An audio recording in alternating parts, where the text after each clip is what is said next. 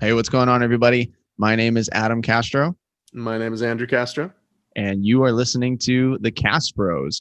I want to remind everybody who's listening that if you're on a podcast format, that you can also watch this episode by going down into the notes and clicking watch this episode. We have got another song review for you guys coming up later on in the episode. But first, Andrew, how is your day going? How's your week going?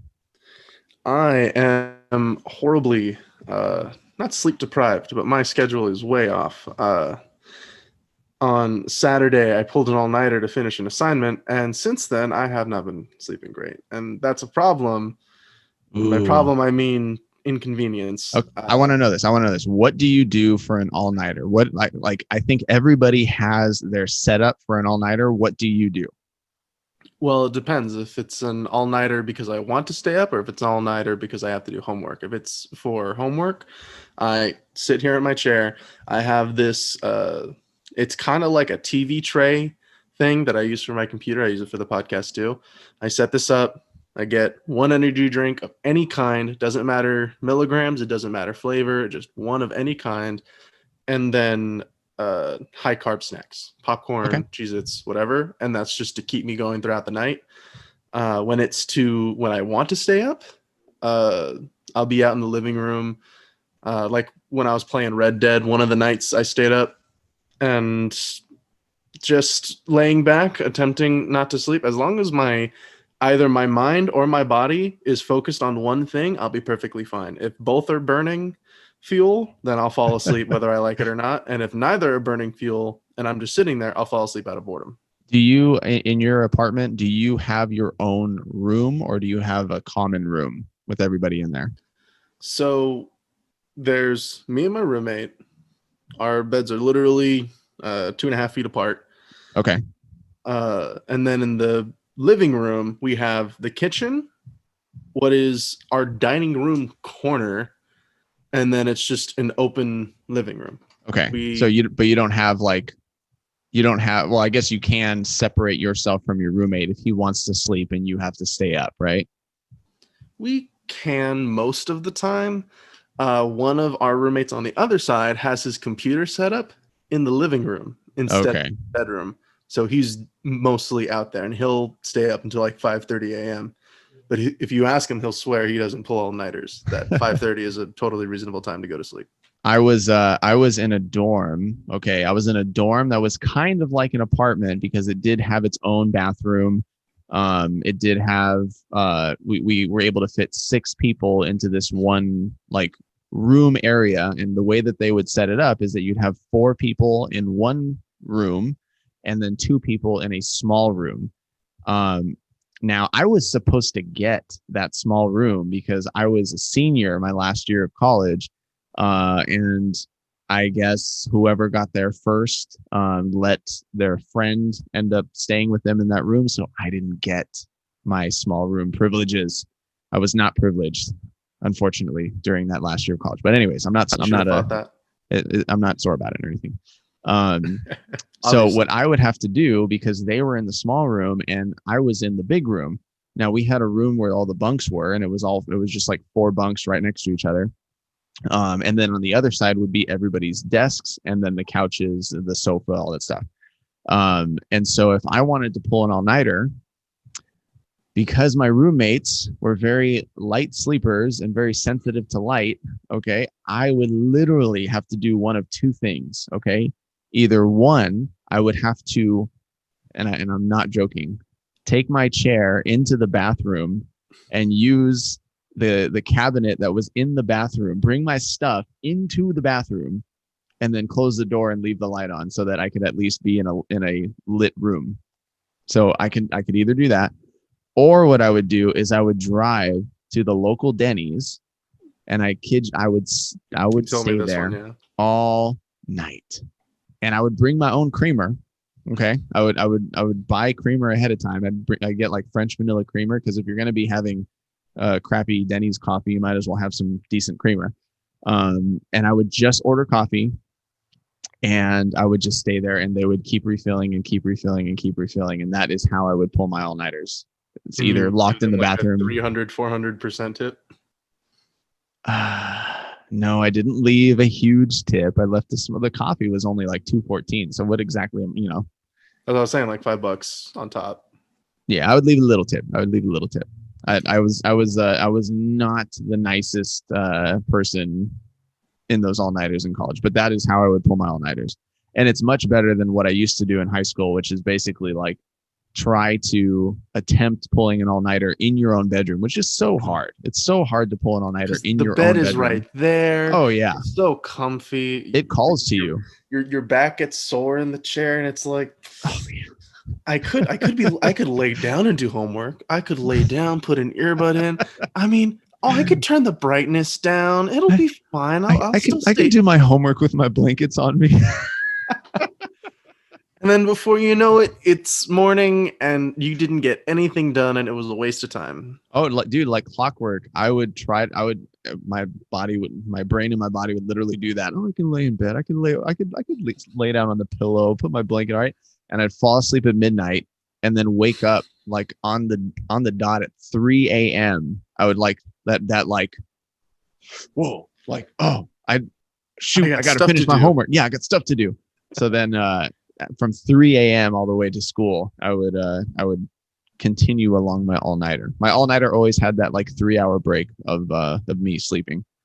So cool. Yeah. All-nighters are a huge part of college. And I feel like for someone like me, I had to work all-nighters into my testing schedule because it really did help me to not have any distractions. No distractions around me. Roommates were asleep. Nobody's on Facebook. Nobody's online on Facebook. Nothing. There's nothing going around. Like it's just me and my work, and so that helped me to focus.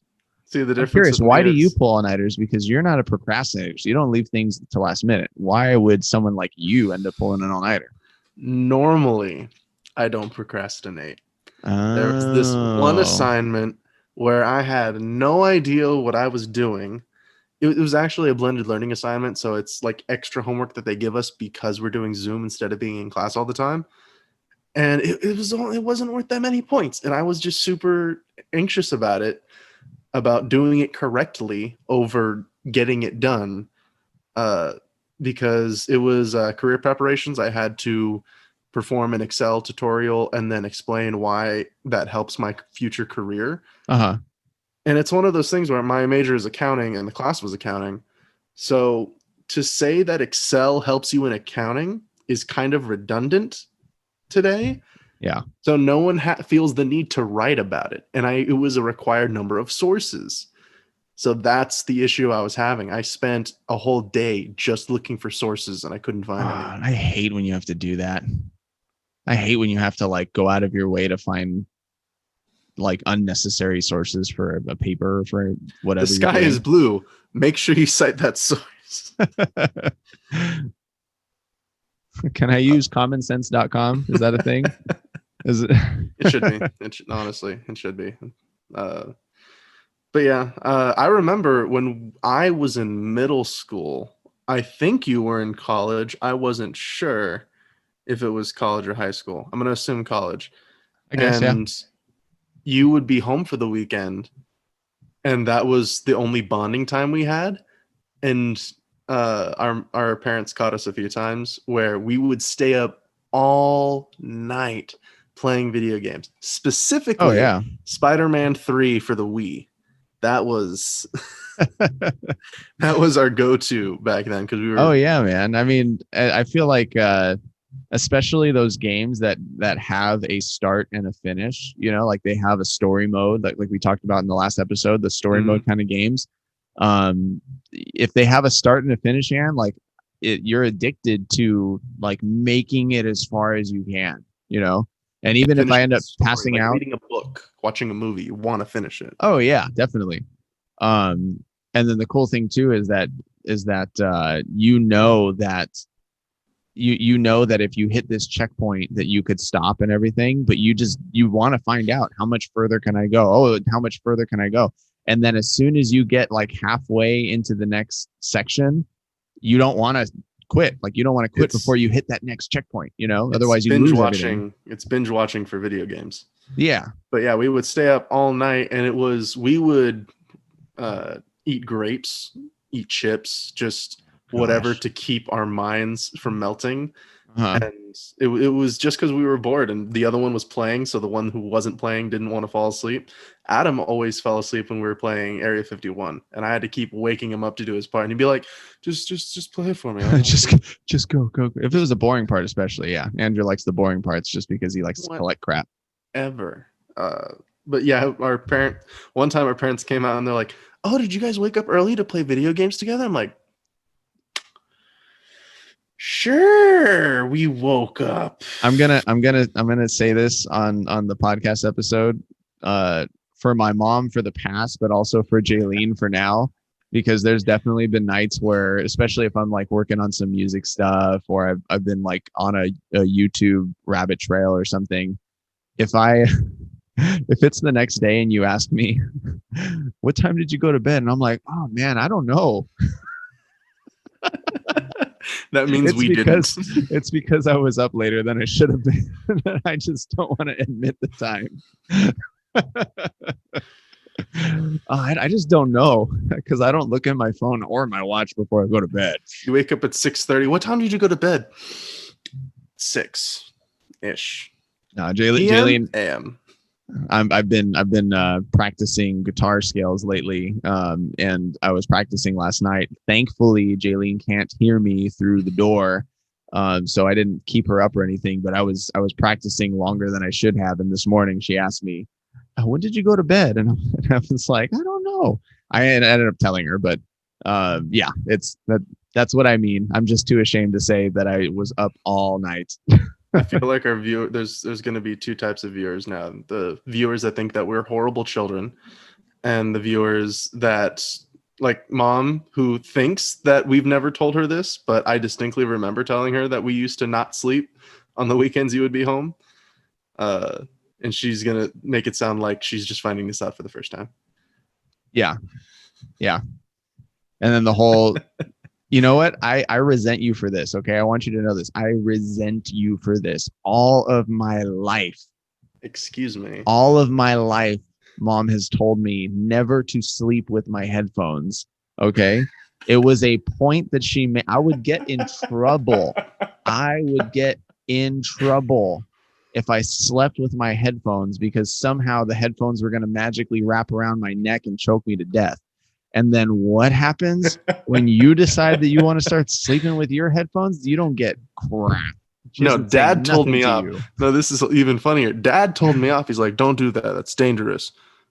And Mom would tell him, "He just needs it to fall asleep. It's fine. It's not a big deal." Oh. And then Dad would say, "Just keep one ear out. Keep one ear." Because I think for Dad it was mostly just because of a fire alarm went off or something, and I couldn't hear what was going on. That was the problem. But yeah, me and our older brother Aaron will know that he's only quotes. He's only 8. He's only just trying to fall asleep. Hey, he did that for you too. Who are you kidding? Oh, I'm sure. But and Mom did the same thing for Aaron when it was Dad. Yeah. You're just my immediate little brother, so I resent you for that. The only reason that you get to hold that against me is because I'm the youngest and I didn't have to go through it because I don't have a younger brother. Yeah, whatever. Anyways, Andrew, what do you have today for our daily drinks, our energy for tonight?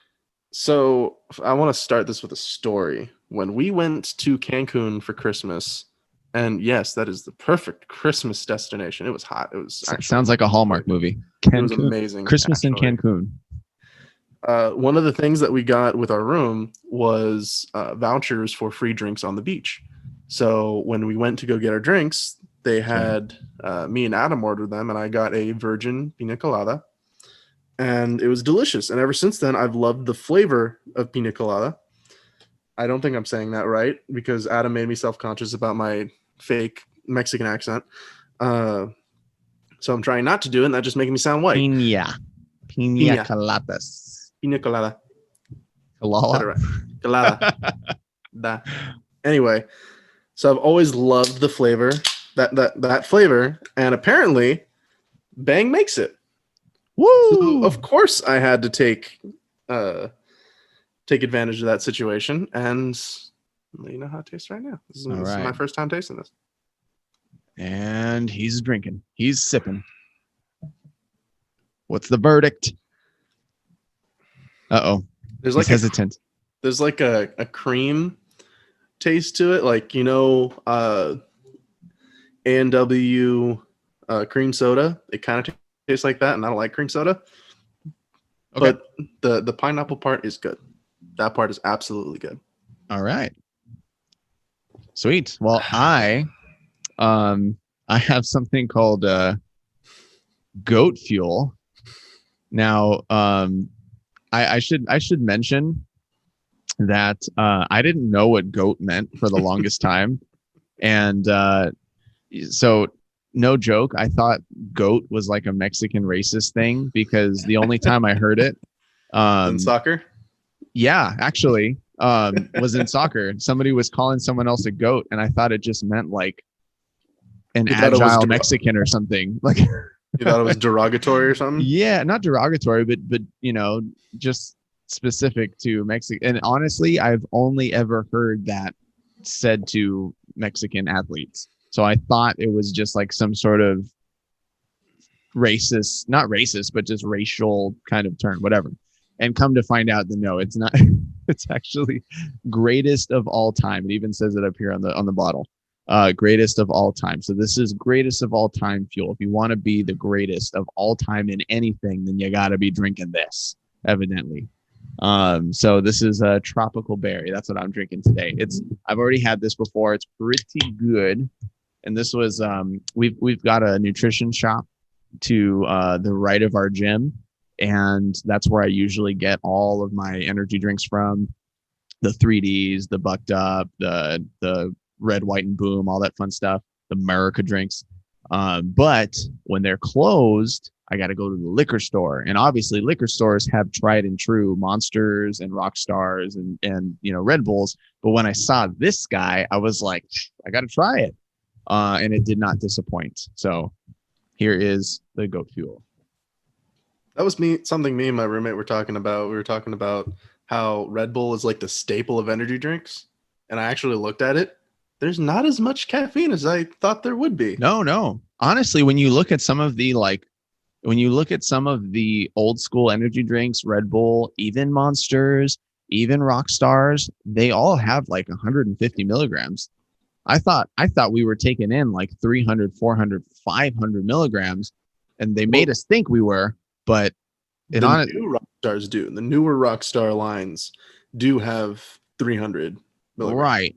But that's because they're trying to be in competition with Bangs. Bangs have 300 milligrams of caffeine and really good flavoring, but pretty much nothing else. All the stuff that Bangs advertise on their drinks, the creatine, the CoQ10, the branched chain amino acids, like there's barely anything of that in there. So the only reason you should be drinking a Bang is because it tastes really good and it's got 300 milligrams of caffeine. But yeah, Rockstars was trying to be in competition for them. So it kind of sucks because already people have an issue with wanting more and more and more caffeine. And when you concentrate it into the can and say, no, we're not going to have 150 milligrams. We're going to have 300 milligrams worth of drink. Because more is better. Caffeine. Always. Oh, yeah. Then, and then, you know, you're not just going to have one can in the day. You're going to end up having 2 or 3. Well, guess what? We just racked you up to 1,000 milligrams of caffeine in the day. There you go. I want to see sound by the time I lay my head on the pillow. Exactly. Gosh. But, you know, I think if you take the time to try to desensitize yourself to the caffeine and you realize that the caffeine isn't what actually gives you the energy, then you'll be just fine. So, well, again, because there's a difference between caffeine and energy. Energy is you use it for bodily functions, and caffeine just is a neurological blocker that tells your body you're not tired yet. Yeah. Well, I have something else too, and I have to share this, and it's going to lead into our next topic of discussion. This is my snack for today, and this is the Lenny and Larry's Complete Cookie. This is marketed as a protein cookie because it's got 16 grams of protein, which is hilarious because like that's not a lot of protein, and the whole cookie is actually 400 calories, and there's way more carbohydrates and sugar in this cookie than there is protein. So it is not a protein cookie, but it does taste really good. And when I got this, it actually reminded me of since we're going into the holiday season and Christmas is coming up. It reminded me that my family hates when I stuff their stockings because you want to know what Adam's idea of a Christmas present is? At least, okay, I'm honest. I don't have a job. What I give gifts to other people, it's very rare, and only because, again, I don't have income, so I don't spend a lot. But Adam's idea of a gift is a handwritten letter on printer paper. Which hey, sometimes I get cards. Sometimes I get cards. And I do love the letters. I do. I love them. I have every letter that you sent me for the past 3 years, I have in my bedroom right now. Woo. Back up. Love you, bro. All from the heart. All from the heart. And stuffing our stockings with protein and nutritional goodies, he calls them, from the nutritional store next door to his gym. You know he went through the grueling process of picking out gifts. You know. No. It's not even just the nutrition. Dude, I will be at Sprouts. I'll be at even regular stores have stuff. But I do have a bad habit of like bringing home and bringing to my family protein versions of things. So like Quest Nutrition has protein chips. So like Doritos Nacho Cheese and Doritos Cooler Ranch. Nasty. I brought those home and I enjoy them. So I gifted them to Andrew and other. He brings us snacks that he likes and then gets mad when I don't eat all of them. Yeah. There's like there's a brand that makes like protein versions of like Snickers bars and Crunch bars and stuff like that. So I brought that for my family. And every single time I visit back at home and I look in the cupboards, it's like everything that I gave them last year for Christmas. And I'm like, what the heck? You guys don't eat anything that I gave you. And they're like, well, stop giving us. Yeah, they already told me. They're like, well, stop getting us protein crap and just give us regular stuff. But no, there are some that are really good. Like there are some far misses, and then there are some good hits. Like what were the good hits? What were the things that you actually enjoyed that I got you? I forgot what they're called, but they're the ones that are like donut holes, and they're really dense. They're the Snickerdoodle. Remember? They're just little balls of Snickerdoodle goodness, and they're absolutely delicious. And I think they have like 9 grams of protein per ball. It was just amazing. Yeah. Okay, so here's a little tip for everybody. If you actually want to have a protein version of something that actually tastes good, it's got to come with either carbohydrates or fat. Because if there's something that has like 0 grams of fat, 0 grams of carbohydrate, and then like 20 grams of protein, 9 times out of 10, it's not going to taste great because there's just no flavor to it and there's no texture to it. There's nothing savory about it and there's nothing super sweet about it. And if there is something super sweet about it, it's probably artificial. And my family hates that. But of course, I grew up in that culture because I grew up, going to the gym and trying out all this stuff. So I'm already used to it. So yeah. So if you're trying to give people things, just, don't do it. And even like the Zevias. So there's a company that makes all natural stevia sweetened sodas called Zevia. Love the brand, love their sodas. And I made the mistake of like bringing those sodas for like a family party or something or gathering, and nobody drank them. See, nobody liked them. Same time, you got me and Mom addicted to them for a while until they got too expensive for us to keep up. Yeah, and like eventually too, you taste the difference between the Zevias and a regular like Coke Zero.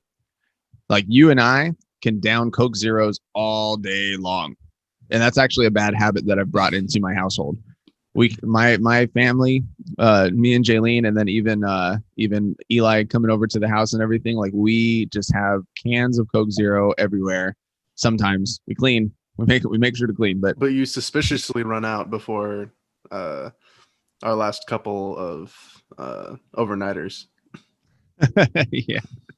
Yeah, it is a struggle to keep the Coke Zeros in stock at my house. Yes, but but I do try. I do try my best. You still downing a box of popsicles a day? You know what? It's so funny because it's so freaking cold right now. It's only like a week in California where it gets really cold, and we're like in that week. And yes, I'm still having popsicles and freezing my butt off at night. Having popsicles and like shivering as I do it because I just can't. I don't have the self-control not to. So, oh yeah. Speaking of the cold weather, the winters, and the holidays coming up, are you excited for Thanksgiving? Oh yeah, dude. Oh yeah. I'm excited. It's gonna be great to have the family over, dude. I'm so bummed. Elijah's not gonna be with us this Thanksgiving, so he's not gonna come over. And I was so bummed because Eli wants to play like Thanksgiving football, man. This is something I've wanted to do for so long, to like get guys together and let's like do something active. Either like let's go for a walk. We don't have enough friends for that, Adam. We don't. I know. We don't have enough active family members to to do something like that. But wouldn't that be cool? Get dad out there. And then, why would you do that to dad? Why would you put dad He through can that? throw a football. He can throw a on. football. Okay, yeah, he can throw a football. He can throw a football. We could do something. And so yeah, it would have been cool to do that, but he's not going to be with us for Thanksgiving. But we do have to make that happen. I told them that maybe over the weekend we can just steal you, and we'll do like 2-on-2. It'll be me and Jaylene against you and Eli. I want to say that's not fair, but I can't really say to which side that wouldn't be fair. Well, he was like, can he throw? And I was like, I don't know. Can he catch? I was like, I don't know. Can he run fast? And I'm like, and he's because you and Jaylene would be fast runners, and I wouldn't be comfortable tackling Jaylene. And then, but on our side, I think I could take you if we did do tackles, and I think Elijah could take Jaylene if it came down to tackles. Oh yeah, I mean, if you have the ball, no one's taking you down. That's Eli has a clear advantage to having you on his team just for that reason. I can't even take you down. I'd have to go for the legs, like. But again, that's the difference of once I get the ball, but I still got to get the ball. Yeah, you said. Well, he's really good at throwing. He's really good at catching. He is more skilled than I am when it comes to the football. I did not learn how to play football at all. I got taught how to play football by a girl, and so that was my. You didn't know that? It was probably during junior high, and we were at a park with family friends, and these two sisters grew up with brothers. Or I think their father played football or something. And so they knew how to throw the football. I didn't. And so when we were at the park, they showed me how to throw a football. I thought it was funny. The first time I learned how to throw a football was from a friend of mine at church. I don't remember if it was middle school or high school. I think it was high school. My buddy Nathan, who he was a big sports guy. He played baseball actually. And I had no idea how to throw a football. And up until then, I was just hucking it and watching it spin out and doing whatever. Watching it in seizure up in the air. But no, he taught me how to throw a spiral, and I thought that was cool. I did it twice ever, and that's the only experience I've ever had with football. I'll make sure to tell Eli. No, it feels good. I can catch though. I can catch. It feels good to throw a spiral and to like have everything, aligned, and the ball goes where you want it to. Like. With something like basketball, we're a little bit more like experienced in basketball and baseball. Because Dad would play basketball with us, and he coached baseball. Yeah, so we have way more experience in those two sports. But even with those, like you've got a target, and there's really not much skill when it comes to throwing the objects. The basketball, you have one hand to guide it, but all you have to do is push. The ball's a circle. If you push it the wrong way, it's just going to go in the wrong direction.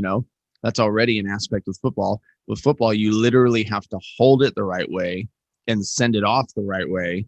Like it's I'm speaking about it like it's a foreign thing, and there's probably people who play football are just like, dude, you're totally complicating it. You just throw it. What are you talking about?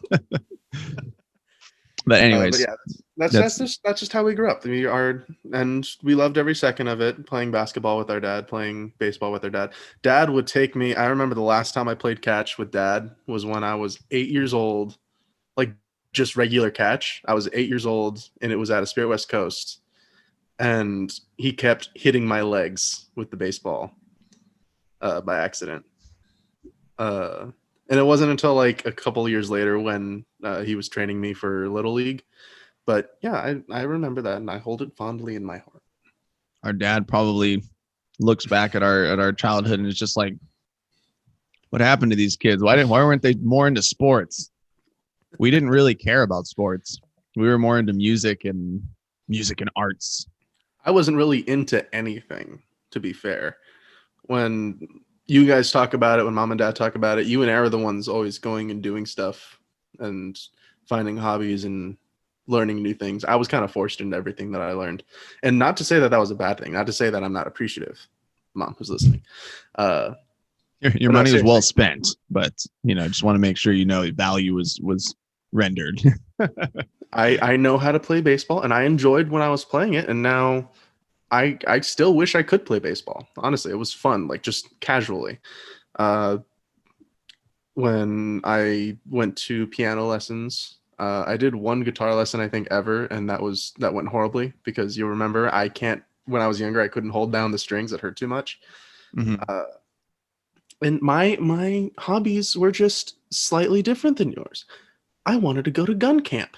And oh, dude, yeah. I mean, we definitely different. Like if you talk about sports, right? Like I did running. Running isn't really it's not a team sport, right? So it's just it's an individualized sport. You are not doing anything that is affecting anyone else. So like in basketball, you can take the ball away. Mm-hmm. In football, you can get tackled. In baseball, you can get out. Like there's things where the teams are doing things against each other. In running, which is really where I found a little bit more passion in, which led me to like Spartan races that I like to do now and CrossFit and stuff like that, like, or even bodybuilding, even just like regular working out. There's nothing that anybody can do to you. Like if you don't succeed, it's because you didn't succeed. If you don't succeed, it's because you did something wrong or missed something. And so you need to fix those things in yourself. It was way more of a thing where it's like, okay, I'm going to go back to the drawing board here and work on it myself so that I can come out with a better, I can be a better athlete, or I can do a better job of winning, because no one else can do anything against you.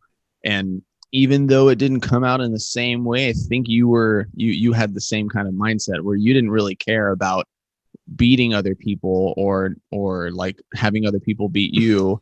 You liked the art stuff. Like I would even say going out and doing gun stuff. Like it's still like you had to work on your aim. You had to work on your technique. You like working with wood. You like creating things, like you like doing projects like that. That's something that you have to do, and no one is doing anything against you as you do those things, But I think also that contributed to, and this is something I think we would classify under the quote unquote Castro curse. We're kind of control freaks, and it comes from us being in that situation where if something bad happens, it's because of something I did, and consequentially, we want to make everything up to us. We want to be in control of everything, so we don't trust other people. And it's not even necessarily that we don't trust them. It's that we don't want to let the risk of something going wrong. Yeah, everything is on us. Like we want to take responsibility for the things that we're a part of. Which, especially if we work together. If it's me and Adam together, we're both control freaks. Yeah.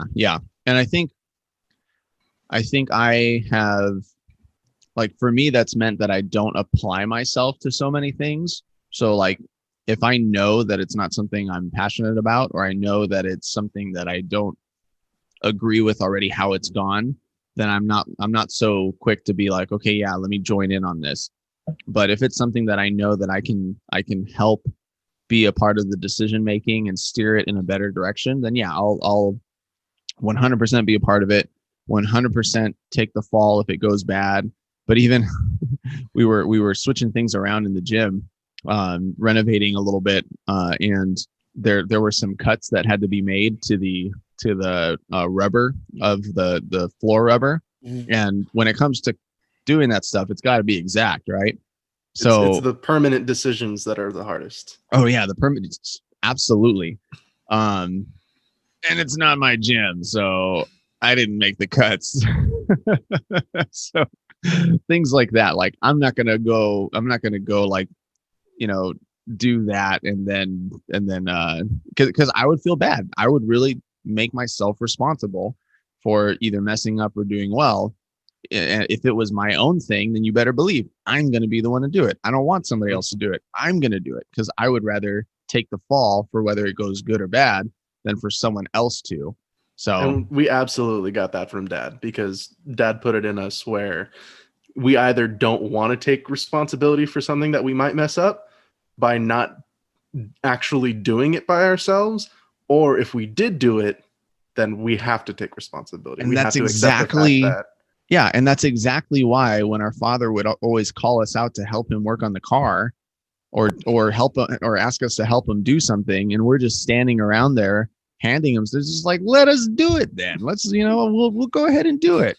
So, but in him exercising his control freakness, he harnessed the control freakness of us, because that was I honestly believe that's part of the reason. That's we have this running joke that our dad doesn't want help. He wants an audience, because he'll ask us to go out and help him do something, and then he'll just do it, and we're handing him things every 2 minutes. But it's well, and honestly, yeah, it's because we're all the same. We don't want to do it. Technically, we don't really want to do it because it's not our thing. And then he doesn't really want us to do it because it's not our thing. So he's just as much control freak as we are. That's why we don't end up doing anything. And he just has us hand us stuff. That's the jobs that he gives us, is just the non-important jobs that don't always pivotal. Yeah.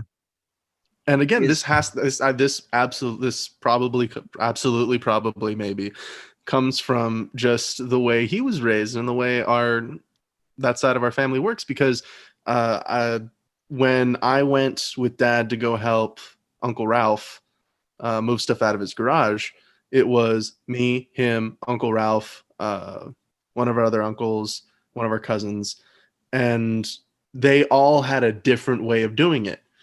Dad wanted to play Tetris, fit as many things into one bin as we could before moving on to the next one. One of our cousins just wanted to throw everything in there, get it done fast. Uncle Ralph didn't want to take charge of anything because he trusted our dad. And it just came down to, we're a family of control freaks. None of us want to do what the other one says. And because it's none of their technical responsibility, because it was Uncle Ralph and he's the only one relinquishing control, no one wanted to do it, and everyone who was doing it didn't want to do what the other person was saying. And it's very complicated. And I honestly see that happening when me and Adam do things together that neither of us really want to do. One of us will come up with a plan, the other one will come up with a plan, and we'll just butt heads until one of us submits. Yeah, and it's so funny because even looking back on it right now, and this is something that really, really makes me respect my father, is that he also does not apply himself to things to where he won't want to take the fall. And not in a bad way, but just in a way, like if he honestly doesn't think that he's the man for the job, he won't do it. And if he honestly doesn't think that he's either the right person for the job or doesn't think that he can bring enough to the table, or if he just isn't interested, if he just doesn't see himself doing it, that he doesn't apply himself to it. And it will literally take like my mom or the whole family telling him, no, you should do this. There's a camp that we used to go to. I think we mentioned it in a prior podcast, and he didn't want to be a part of the leadership in the camp. But we needed him to be. We really did. And he was the right guy for the job. Because he's a leader. He's a teacher. He's an instructor. He was the kind of person that anyone and everyone could depend on. And that's what we needed at the time. Yeah. And he is the kind of person that if you put him in charge of something, he will take that personal responsibility for it and do everything that he can to do a good job. Um, and so, yeah, with things like that, like we have to sometimes convince him to take those roles. I think it's probably sad, but also really great. Every single ministry work that my dad has done, he's probably had to be talked into a little bit, By our mom. by our mom, by us, and everything, like to encourage. And I don't know if it's because he doesn't believe in himself as much as we believe in him to do those jobs, but he is a great teacher. He is a great example. He's a great leader, and he does carry out those responsibilities in a respectful and leadership kind of way. Like people follow him, people hear what he says, and it's not just because he's tall and has a loud voice. It's because he has integrity. He has integrity in what he does and what he says, and people see that and know that. So, that's something that we also have to give credit where credit is due. And a lot of that has to do with Christ working in his life and Christ working through mom in his life, sticking with dad and helping him become the man that he is now, where mom is the main reason he came to Christ. Mom is the main reason that he's a teacher now, why he continues to be exemplary. There's a couple of different people that people have that come to our mother and told her that they look at our dad as an example, not just of being a man, but being a father, being a teacher, being, like Adam was saying, having integrity, being the kind of man that people can look up to. And for both of our parents, I'm really proud to say that they're our parents. Yeah. And that's something that we, as his sons, have really tried to emulate, if that's the right word for it, and try to mirror, because, if it, even down to the smallest thing, Andrew's projects, Andrew wants to make sure that he does the best job that he can. For me and my family, I want to do the best job that I can to make sure that I provide and am there for my family the way that he was for his. And I think that as we continue to get older and learn more and more what that means to be a husband, or to be a father, or to be, for Andrew, to be a boyfriend, to be an employee, to be someone who is in leadership, in ministry. Like, what does that mean? In regards to all those things, we've tried to take that same kind of example that our father has given, which sometimes can bite us in the butt, because yes, we are control freaks. And that, Jaylene and I have had to struggle through that, and I've had to back up and backpedal a little bit on some things and say, you know what, I just need to trust God. I just need to trust the people around me. I need to know when things aren't all on me and know when things are all on me. But yeah, I'm super thankful for our father and that example that he set for us. And this also plays into, like, what we've talked about in a previous podcast, the way that me and Adam handle stress, because sometimes, again, because of our control freakness, sometimes we'll feel like it's the weight of the world on us. It's everything stacked against us. And Adam will take the time to step back, relax. It's not that worrisome right now. I still hold on to a lot of things, and that's something that I'm struggling with, that I am working through, that I'm praying for, that I'm asking God to help me with. In spite of all that, it has made us better people. Yeah. And hey, I'll tell you what, we're all going to be holding a lot of stuff in a couple of days, holding a lot of food, holding a lot of water weight, holding a lot of real weight from the weight we're going to gain from all the food we're going to eat. Because of Thanksgiving, but in all seriousness, I think also the grace that has come from our father as well has been a teacher to us, because Andrew gets anxious. I don't necessarily have the same kind of anxiety that Andrew does, but when things go bad, when I mess up, I get into a little bit of a anxiety panic mode. I can think of multiple times in my life, whether it was because I was doing something wrong or because I accidentally did something wrong. I freaked out and thought, oh, this is it. my family's going to be super disappointed in me. Even I really there's a Reliant K song called I So Hate Consequences. It's a great song, and it totally describes me growing up, because the chorus is like, I so hate consequences, and running from you is what my best defense is. I hate like being the reason why someone is disappointed. And whether that is because of something I intentionally did wrong, or because of something I accidentally did wrong, I hate being the object of that disappointment. I will be in that panic mode of like, oh, I'm so afraid of the disappointment that's there to come. And even if there is disappointment, anytime I have gone to my father with what I think is the end of the world, or what I think is such a big screw up, anytime I've gone to my father with something like that, like, I am always proven wrong because of the amount of grace that he has, and his ability to just be like, okay, you messed up. This is what we got to do. I still love you. You messed up, and let's do what we need to fix it. Here are the consequences. The moment we bring it to him, he assumes the responsibility, and then he knows how to deal with it.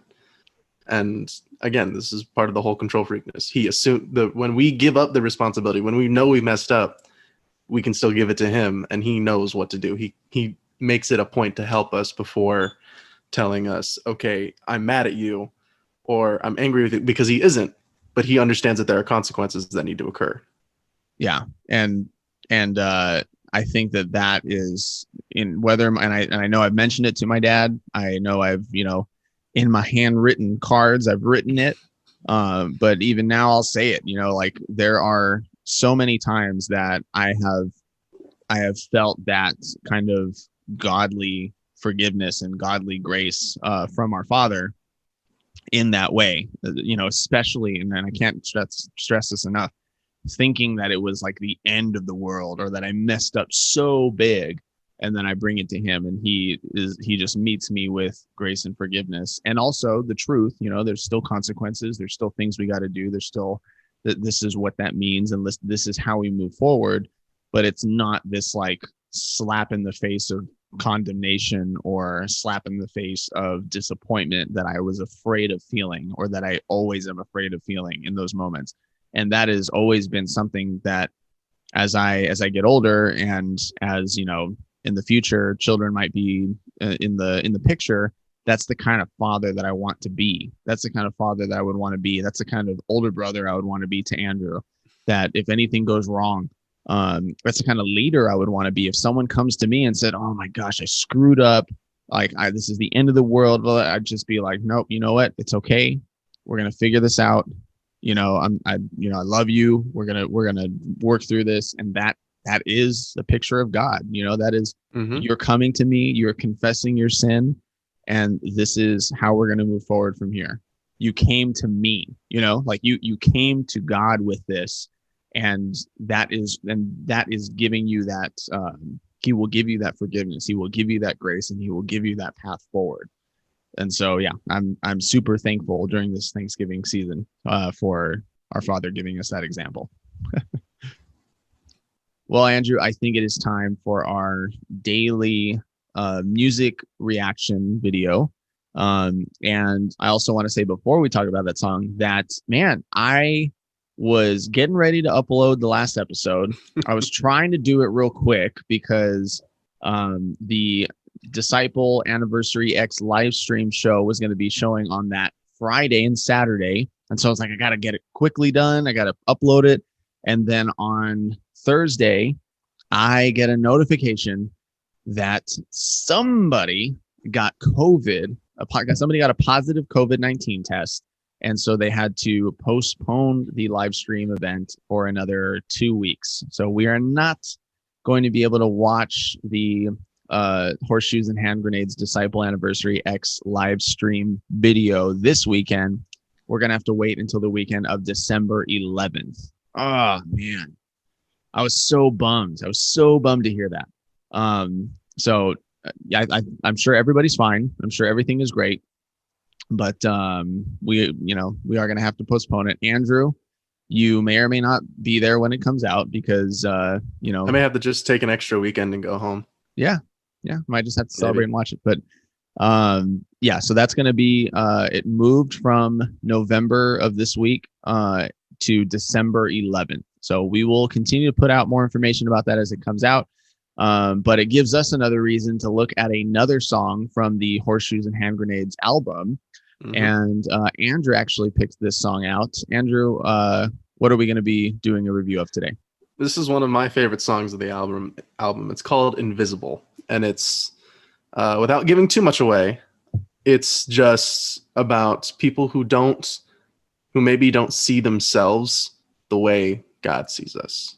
And it's a beautiful song, amazingly written, amazingly played, and it's one of my favorite songs, especially of Disciple, and most especially of that album. Kevin Young just has a great talent and God-given gift for writing music in God's perspective, like writing the words that God would say to you through his word. Like he does literally say it through his word, but even just saying it in a way that really speaks to your heart. And so this is a great song. Let's go. Let's do it. This is Invisible by Disciple from their album Horseshoes and Hand Grenades. Come on, let's lift up our hands and let's worship the Lord together tonight. Yeah!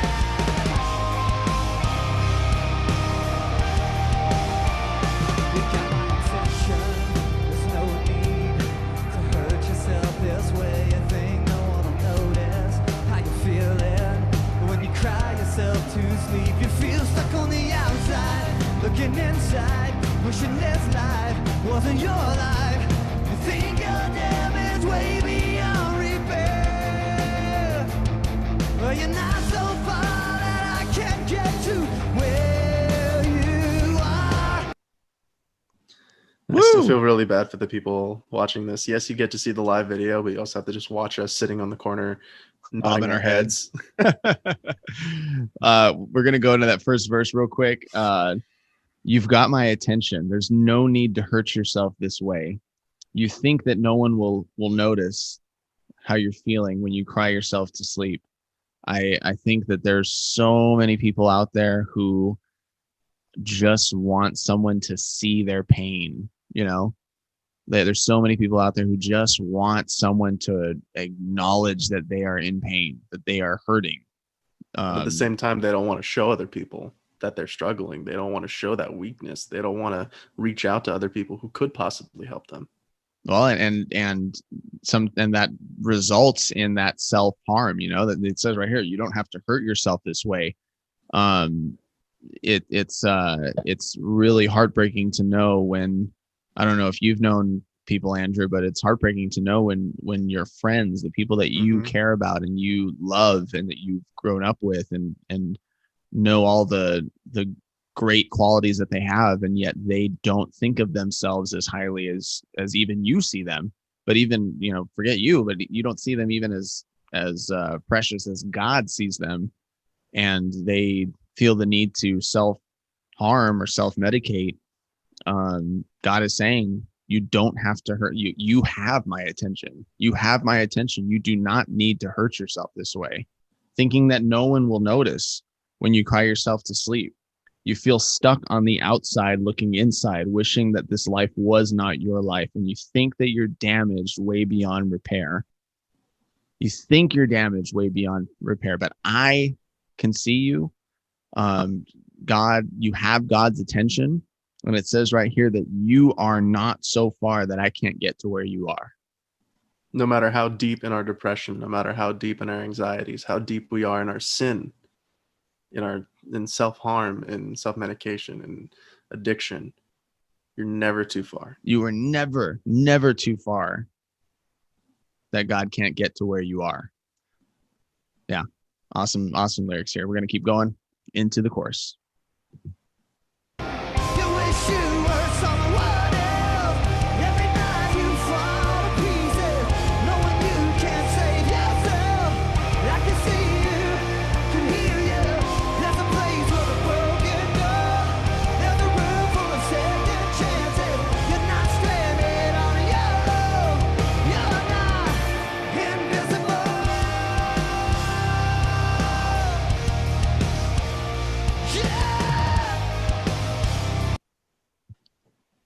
Such a powerful chorus. Such a powerful chorus. I'll read those lyrics for you. You wish that you were someone else every night that you fall to pieces, knowing that you can't save yourself. But I can see you and I can hear you. There's a place where the broken go, and there's a room full of second chances. You are not stranded on your own. You're not invisible. Hey, that's the church. That's you know, that is the body of belief. That is the family of God. We are all people who have at one point or another recognized and accepted that we cannot save ourselves. And even though I think all of us may have different degrees of that pain and different degrees of not wanting to be the people that we are, we have acknowledged that God sees us and hears us and wants us to come to him, you know, wants us to recognize that we are not invisible, but we are very, you know, seen and heard and loved by God. And also playing into what was said in the first verse, and I think this is really important for people coming to Christ. When you think you're damaged way beyond repair, well, you're not so far that I can't get to where you are. And knowing you can't save yourself, I can see you, I can hear you. And that's important because, and this is for all people who are saved, I think there is a difference between accepting the gift of God, accepting Christ in your life, and turning to Christ. The first part is accepting Christ as your Savior. The first part is accepting that you need the help. And that's why he says, you can't save yourself. You can't. There's nothing that you can do of your own volition that will save you from this state, from this depression, from this anxiety, all these other things. But he can still get to us. God can still get to us. He can save us. He sees us. He sees the pain that we're in. All we have to do is accept him. All we have to do is accept Christ into our life. And that's the first step. That's the first step into salvation. Yeah. You think you're damaged way beyond repair. You think that no one can see you, and that's not true. God can repair you. God does see you, but it does take God to do that. That it is he who gives that salvation, is he who saves. And that's who we need to go to, and that's who we need to seek. That's who we need to ask into our hearts, because as far away as we feel, we are not so far that he can't get to where we are. But we do have, Andrew's right. You do have to call to him and ask him for that help and salvation. We're going into the second verse right here.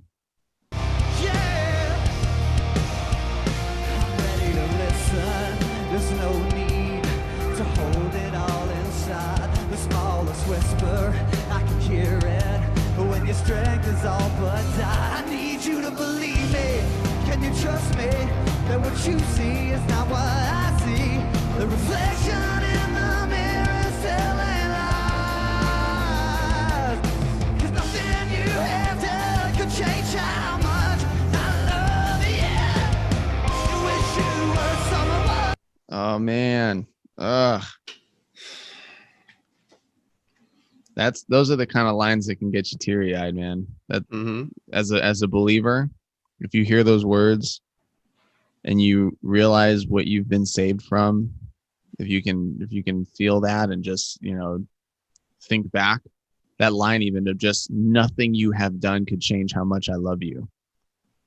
You know, I'll go back and read all of it right here, but man, such powerful lines. It says right here, I'm ready to listen. There's no need to hold it all inside. The smallest whisper, I can hear it when your strength has all but died.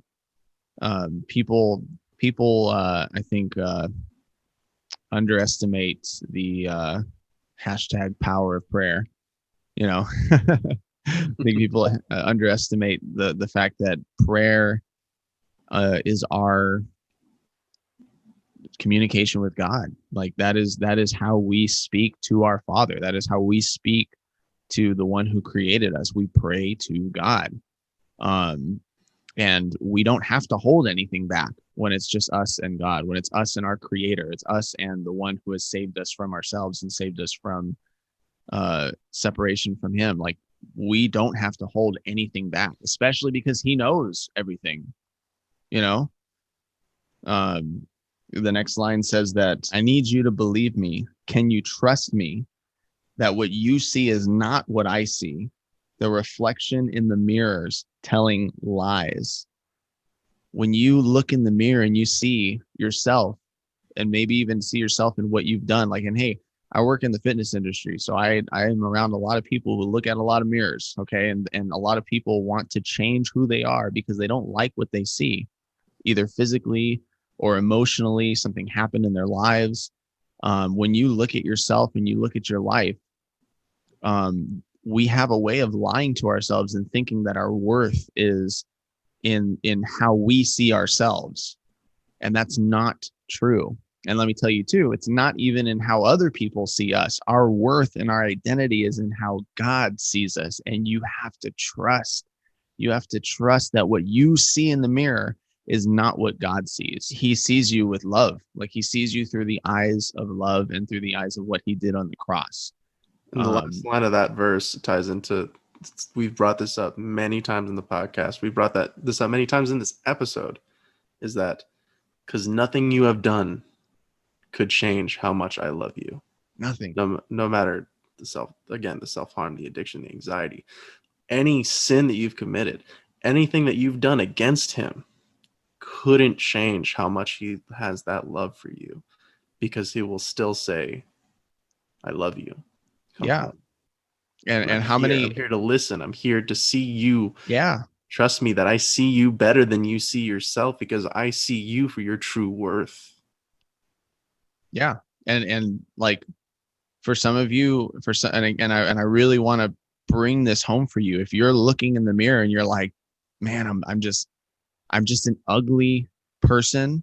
Like, let's start with the physical. Like, I've let myself go with the way I look. I just don't even care anymore about how I look or how I am.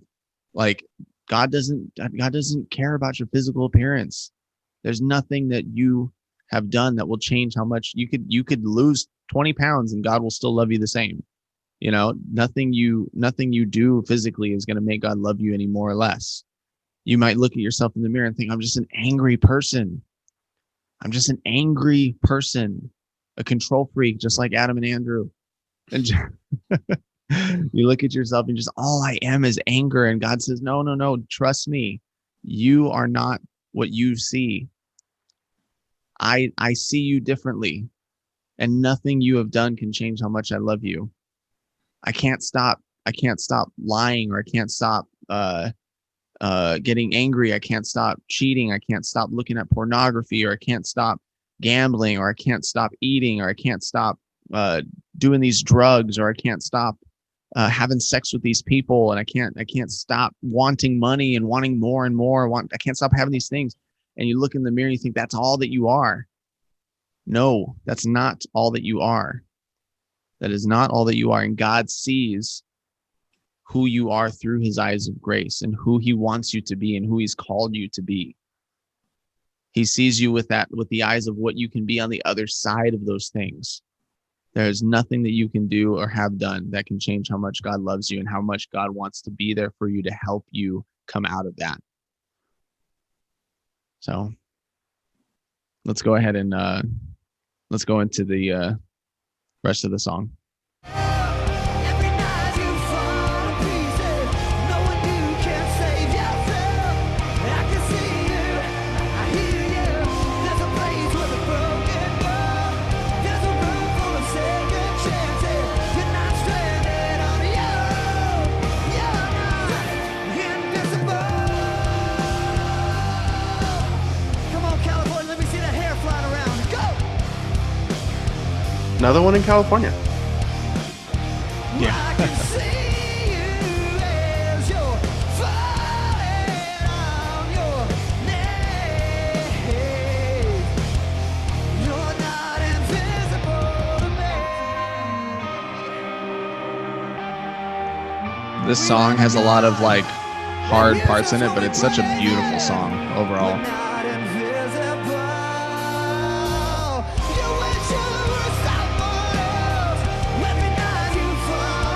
And me and Adam, we love music for the music. We love the way it sounds. We love the way the singers project. We love the way the instruments sound. But I think our favorite songs have always been ones with a message, ones with a beautiful message.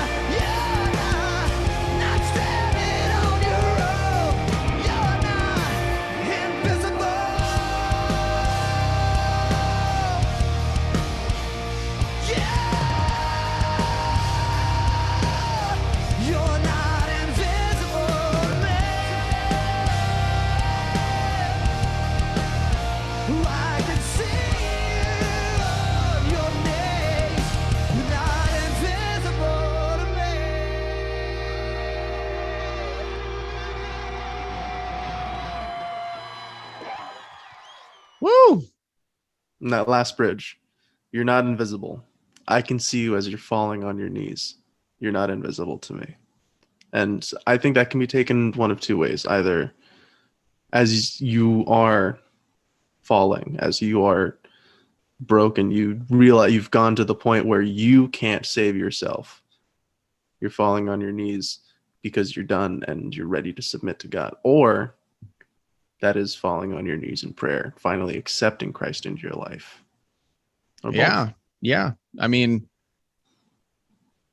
I can think of many moments in my life where if you have had that kind of pain in your heart of just brokenness and you just don't know who to go to, what to do, and the only reaction you have is to just fall on your knees. Like, man, I remember times where I like the whole weight of my body is just in that prayer position on the bed, man, and just praying to God and just saying, I am so sorry for something that I've done, or I don't know what to do in this situation that I have no clue how to get out of. And I need you. Like, I need you to see me right now. Like, I need you to do something, either do something around me or do something in me. But I just need you to see me and hear my prayer right now.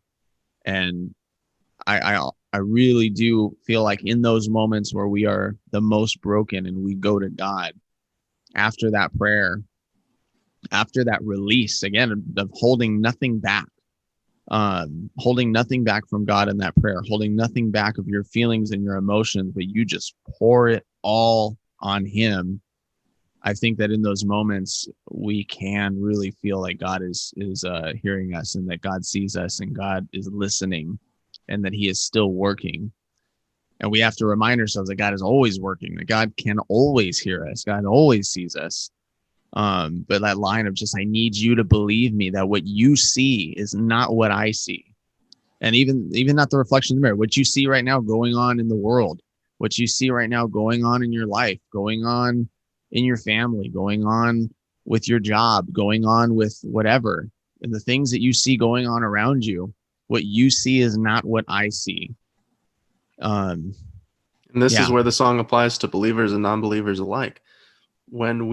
When Christians are closest to God, and this is something that we all struggle with because we should always be in prayer, we should always be having God at the forefront of our mind. When we are closest to God is when we realize we need God. When times are good, we don't always think about it. We don't always have it in the forefront of our mind because God is good. God is good all the time, and all the time God is good. And when good things happen to us, we don't seek help. We don't seek help when we don't think we need it, but we always do. So when times are the hardest, when things are going on in our lives where we're being broken down, where our anxieties get the better of us, where our self-consciousness tells us that we're not worth what God sees us as, that is when we're closest to God, because we pray. We look to Him for guidance. We look to Him for help. And we, in our own abilities, we give up, but we give up to Him. Yeah. And this song isn't necessarily speaking to the person where, things are great, things are going really well, They may feel close to God because things are going really well, or they may feel close to God because they're answering his calling in their lives and they're doing everything they need to. But I think it's important that when we are not doing well, like when we are broken and we are dealing with those things that really everybody deals with at one point or another, we all face something that we have no control over. We all face something that we cannot save ourselves from.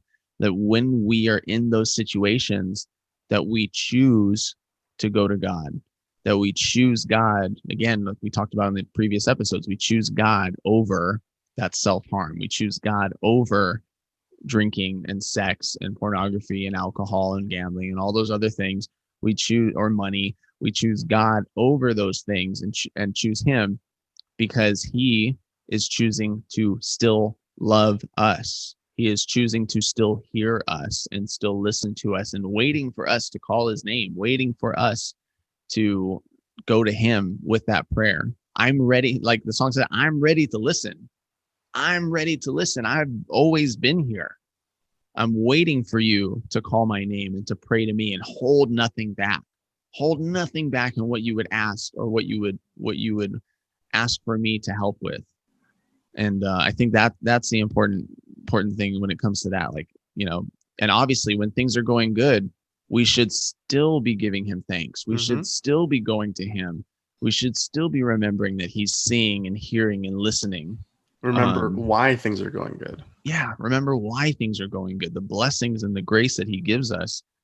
It's so easy for us to forget. It's so easy for us to just keep the become complacent. Yeah. To be complacent and to again think that we are the ones doing those things in our lives. We always have to give that glory to God. Such a good song. Invisible by Disciple from the album Horseshoes and Hand Grenades.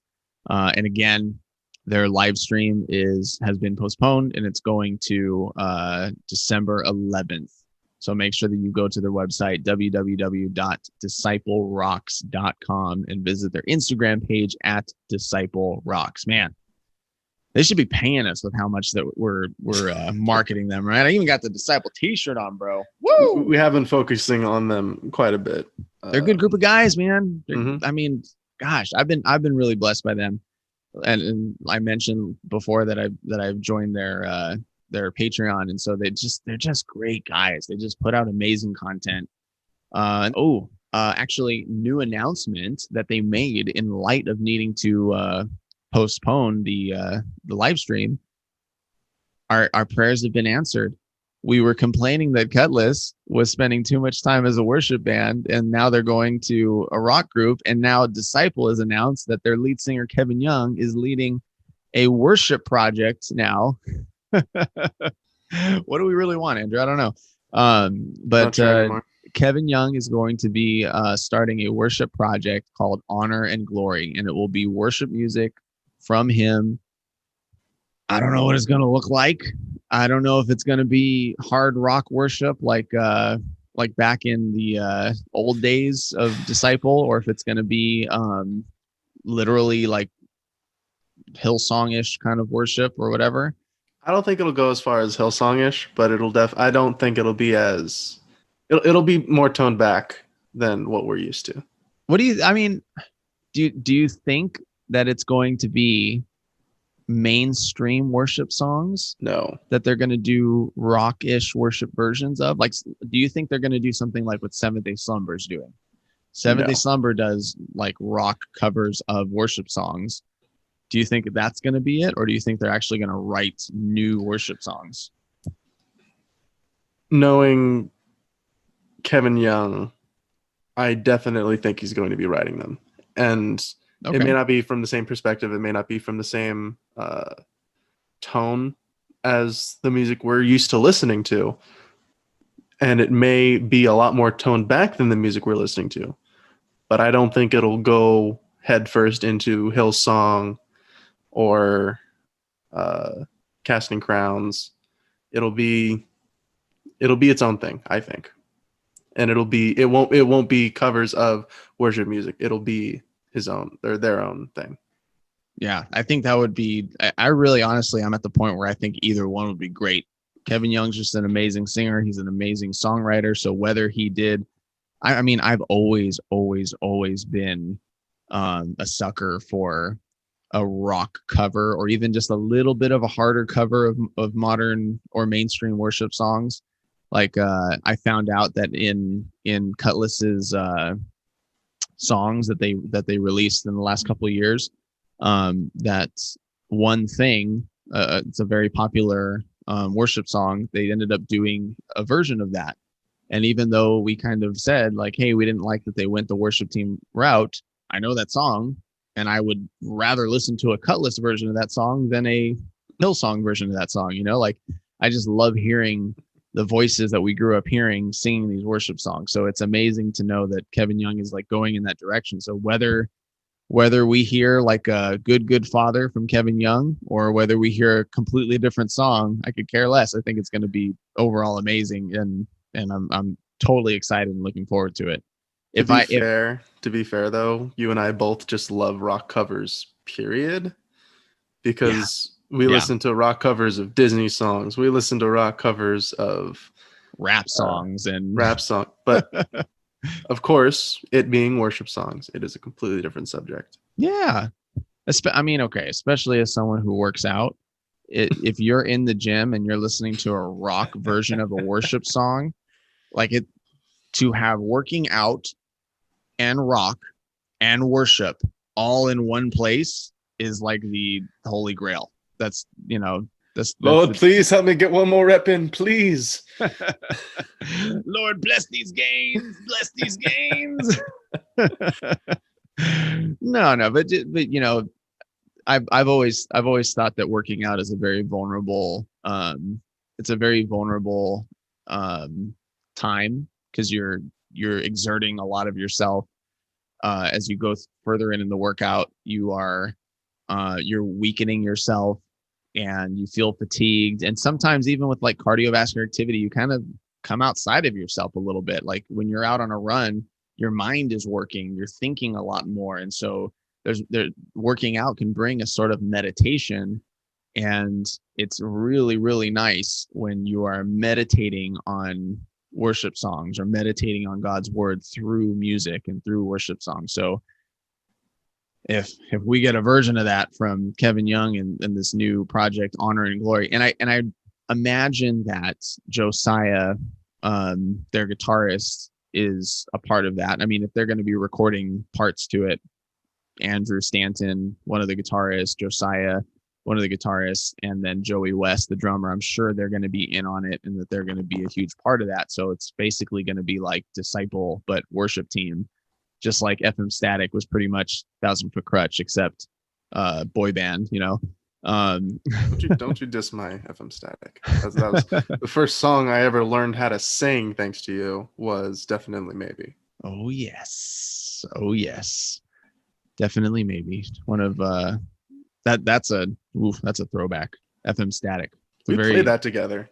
A long time ago. Yeah. That's another big news. I didn't realize 1,000 Foot Crutch has been on kind of a hiatus for a couple of years.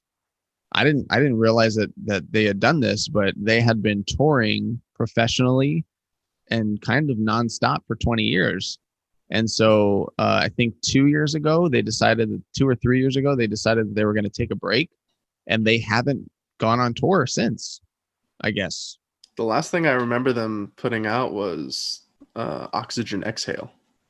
That's the last thing I remember. Yeah. They released Oxygen Exhale, and their Inhale and Exhale albums were very different from their normal music. It kind of has a very like I don't know, not country. I was gonna say like a country rock kind of. Yeah, it's not country, but it feels like it's like kind of sort of influenced by country a little bit. It's got more of a feel to it. They used the line, "I was born with a shotgun in my hand," so that kind of lines like that, you know. And because I was born this way, and there's just a little bit of that feel to it, but they were very different. And you know, I didn't like it that much. I really did. I mean, I liked still Inhale. I liked Inhale. I still think that like Welcome to the Masquerade is like, if Comatose is Skillet's, you know, golden album, then Welcome to the Masquerade is that for me, for TFK, for Thousand Foot Crutch. I like that is the pinnacle of everything that TFK had to offer. Rap, yell, screaming. Trevor doesn't actually scream, he like yell screams. And the hard rock riffs, great drumming, strings, you know, stuff in the background. Like it pretty much had everything. Cheesy lyrics, great lyrics, you know, it had a little bit of everything. And then they came out with their self-promoted independent album, The End Is Where We Begin. That was cool. It had some great songs in there, but it was just kind of like a step down for me. It's just a little bit of a step down for me. The lyrics got a little cheesier, the production was less, and I believe the production was less because they were independent, so they weren't working solely with a label. But yeah, that's that I didn't realize that Thousand Foot Crutch was taking a break. And this was also during the time that Trevor was trying to promote his hip hop project, I Am the Storm. I don't know if you ever heard any of the stuff from I Am the Storm. No? Okay, so I Am the Storm is his hip hop side project. And you know what? I think we can go ahead and just add this in, but we can do a little bit of a song review right now, because even though we already did one for Disciple, I think you and I would agree Trevor McNevan, the singer of Thousand Foot Crutch, the singer of FM Static, and the writer of a lot of different bands, is a very pivotal point for Christian music. Like he's just he just puts himself in the center of Christian music. So this won't be the last time you hear us talk about him. But since you haven't heard it, I'm going to bring it up right now. This is a song called These Lines by I Am the Storm / Trevor McNevan.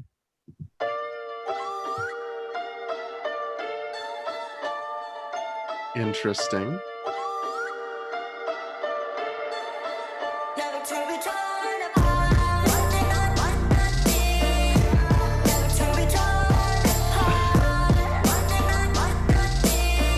Prepare to be amazed. Cause these lines, they give me butterflies every time. Got thoughts playing tricks in the back of my mind. Should I stay or should I go this time? Cause these lines represent the heart and the mind. Which one am I gonna choose this time? God knows everybody walks these lines. Before we keep going, initial reactions. I don't know what that intro was. I think I heard a goat screaming at the beginning of it, and that was a little random. That little high pitched. Definitely not what I was expecting. In a good way or a bad way? If you heard, in a surprising way. Okay, if you heard Trevor McNevan is doing a hip hop project, and this is the first song you heard, I was expecting like Set It Off. Or Puppet, something like that. A little more high energy. Yeah. Okay. That's what I was expecting. I was not expecting.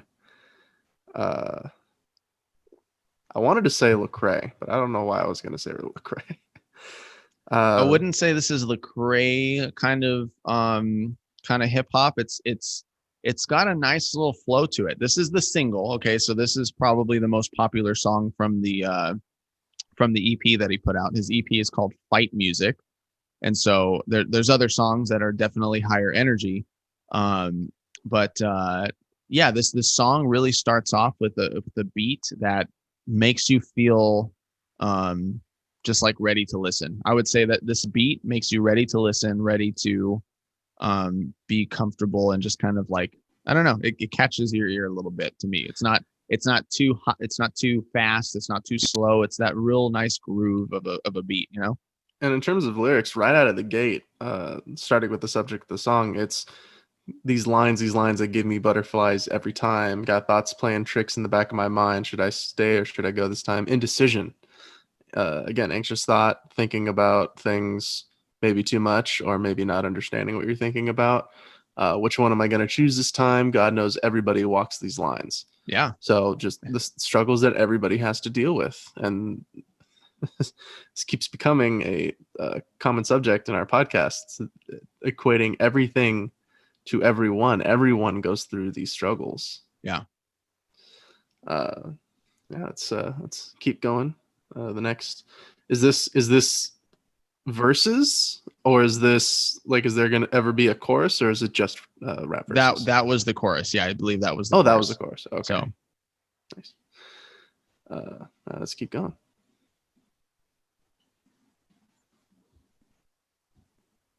These voices keep calling me. They want to degrade my economy, want me to be part of their colony. So I keep shaking them off of me, but they keep invading my property, because they want to play my monopoly. Their sole objective is stopping me, but I know they ain't affecting the prophecy. And yet I'm an anomaly. If I try to live properly, it's like a human dichotomy, but it's feeling more like a lobotomy. Even when I don't want to be, I can still feel the follow me. God help me break this anatomy. Hate it so badly, I'm picking normality. Go! Everybody walks these lines. Which one am I gonna choose this time?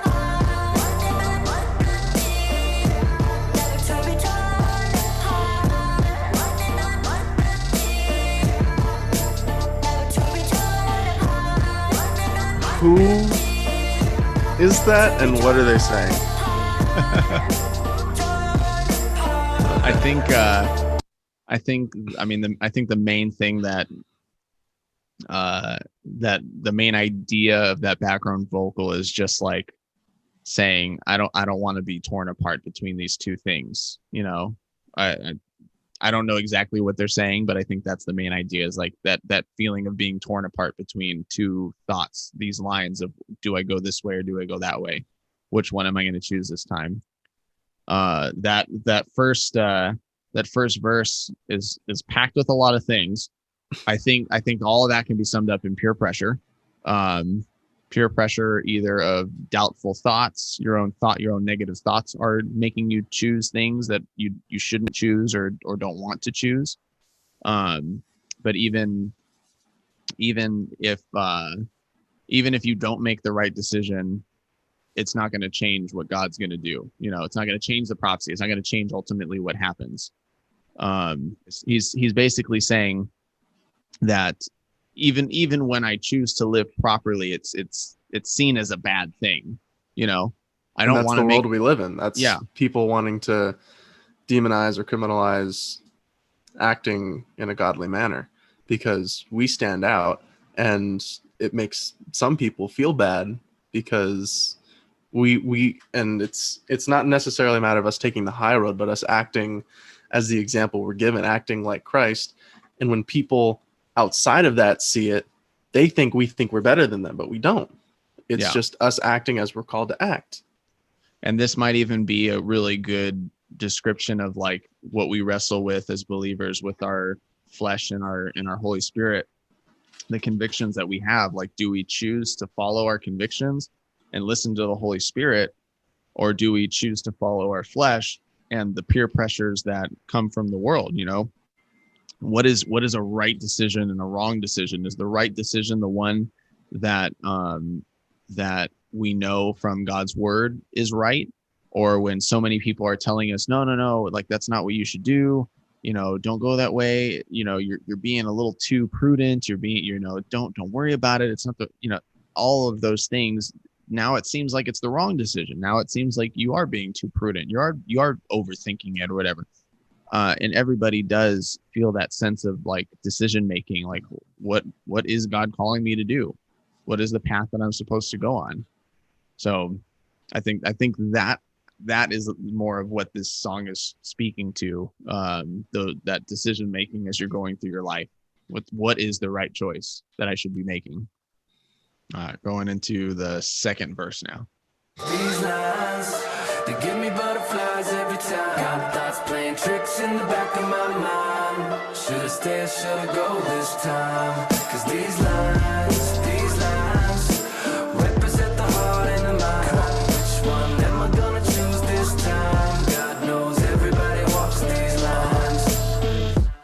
I'm still learning, but I'm a foot in the path of discernment. I'm determined to come to terms with the sermon I heard when they told me to tournament. But you still want to play in my tournament. They come set up your tent at my tournament, even though the decision was permanent. You try to deter it like you never heard of it. Now pretend I just let it go and keep letting you fly in my terminals. My London bridges would be burning up. I think I've heard enough. I think you've heard enough. Conservative words could be murderers. All I know is ain't no one deserving this. Lord, please take these burdens is burdening. I can't keep swerving and out of this servant. Everybody walks these lines. Which one am I gonna choose this time? Woo! It's a lot And there. Again, this is sounding really good, and I do think I like this song. He has done rap hip hop before. Nothing like this. No, at least not that I've seen. And boy can rap, man. He's throwing some lines. It's an art to throw these words together, right? It's an art to throw these words together and to make it sound really, really good in the song. And he does a great job of that, and it sounds powerful. And the reason why is because when you look at it as a whole, it's really saying that even though I'm so indecisive about me following you and serving you, you have still chosen to make your home in my heart. And I should stop. It says right here, I can't keep swerving in and out of servanthood. Lord, please take my burdens. It's pertinent. Like take these struggles that I have, take this indecisiveness that I have away from me, because I need to get out of that in and out kind of serving Christianity where I'm sometimes in, sometimes out. That lukewarmness that the Bible talks about. I need to get away from that.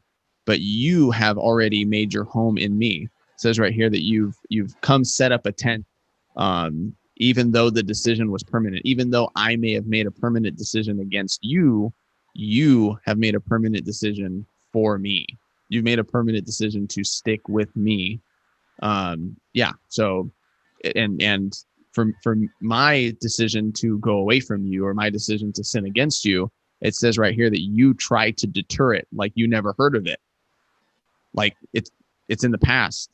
Sins as far as the east is from the west, like you've deterred from it. You have forgiven me. You still want to play in my tournament, even though I have not wanted to play with you, like Yeah, that's exactly what it comes down to. There's no way that we could ever fall out of God's love. There's no way we can get too far for him to get to us. Yeah. So here's the rest of the song. Here you go.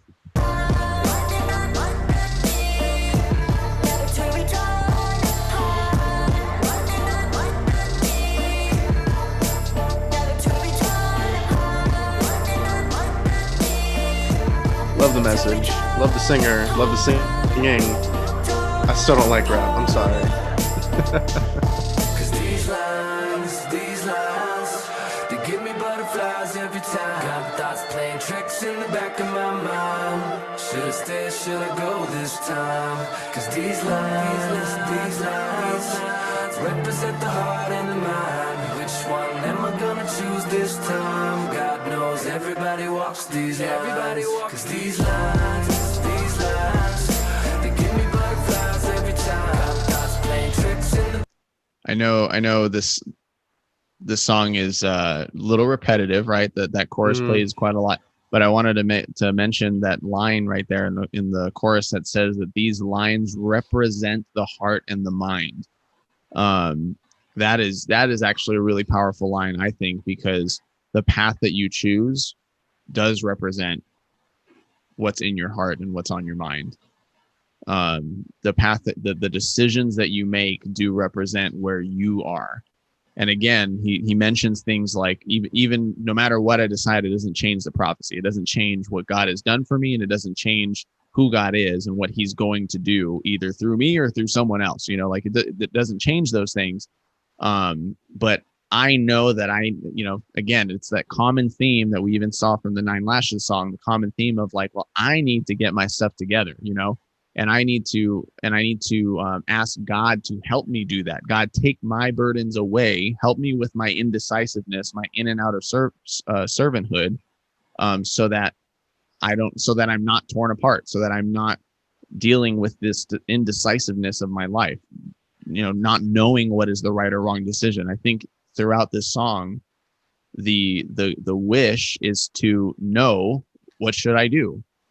because knowing that the weight of my decision is going to represent my heart and my mind. And thinking about it too, the way that it's written into the song, represent the heart and the mind. Which one am I going to choose this time? I'm sure every single person has a decision where there's what you think is the right thing and what you feel is the right thing. And you're not sure which one of them to go with.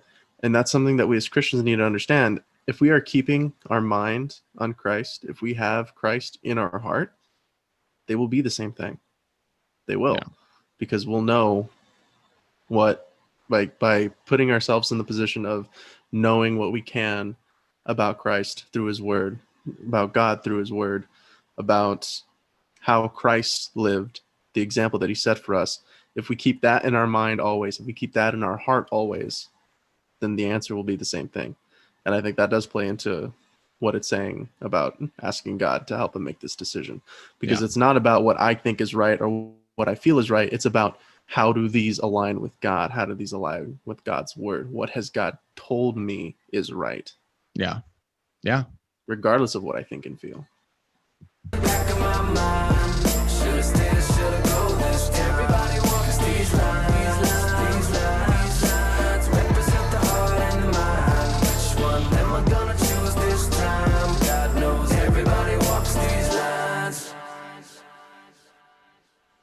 I am the storm, baby. Maybe just the sound of his voice is what did it for me. It sounds a little bit like older Toby Mac. I can see that. Definitely. Yeah. A mellow kind of Toby Mac kind of sound. Hey, that might even have been what he was going for. We don't know what influences he had. Yeah, that's right. He's definitely influenced by like old school rap for sure. He has grown up listening to hip hop. The way that he talks about it. I was on a run, and I'm sure you've experienced this, where you're listening to music and nothing feels like it's a good thing to listen to. Like it's just not hard enough if it's heavy music, or it's just not fast enough if it's fast music, or it's just not emotional enough if it's emotional music. I was running and I couldn't find any music I wanted to listen to. I couldn't find any podcasts I wanted to listen to, and I was like, you know what? I have never heard an interview from Trevor McNevan from Thousand Foot Krutch. I've never heard a Thousand Foot Krutch interview. I'm gonna look up something on podcasts and see what I find. I found really nothing from Trevor McNevan in podcasts, but I did find a interview that he did with a podcast on YouTube 11 months ago. And in that podcast, in that interview, I found out that, hey, he's grown up listening to hip hop. Hip hop was his first love, man. He talks about it like that is what brought him into to music, the whole music industry altogether. I can see that in the earlier TFK albums too. Oh yeah. And I'm at the very least, well, again, the secondary voice and the screaming at the beginning, that was a little surprising. But aside from that, I'm glad it's not, and again, this is my personal opinion. This is my personal bias. Don't attack me, audience, please. I beg you. I'm glad it's not mumble rap because, and I've said it before, I appreciate being able to understand what's going on, being able to get that feeling and a story out of it. And I just don't see that as much as mumble rap. And this exemplifies, it's fast, it's lyrical. It's still hard to keep track with, but I enjoyed it. I genuinely enjoyed it. Yeah. And also, like, again, we just showed you two very different genres, right? Rock, where someone is like, it's too loud, I'm not going to listen to that disciple stuff. And then you play this, the I Am the Storm by Trevor McNevan, and it's like, it's just rap. I can barely understand it. But to someone who listens to hip hop and will go and watch that lyric video and will listen to this over and over and over again, like, those are truths that we want coming into our ears. Like, we want those things to be reminders for us as we go through our lives and our walk with God. Like, because it is easy to forget. Like we said, it's easy to forget that God gives us these blessings and that God knows and that he sees us and he hears us and he's with us and he wants us to go to him. It's very easy to forget those things in the trying moments. So yeah, it's awesome to hear that those are the kind of messages that he's given out in these songs. I'm excited to show you more of those. But if you're interested in that kind of genre, go check out I Am the Storm. Their Instagram is, I think, just IATS. Yeah, at IATS. I am the Storm. Yeah. Oh, sorry, IATS official. So check it out. Yeah, man. I think that again, 2021 is going to come out with is going to give us some great music, and that will be more of it as well. We're going to get some more I Am the Storm. We're going to get some more Honor and Glory from Kevin Young. We're probably going to get some more Disciple sounds. And then Cutlass is still coming out with their new music. I'm excited, man.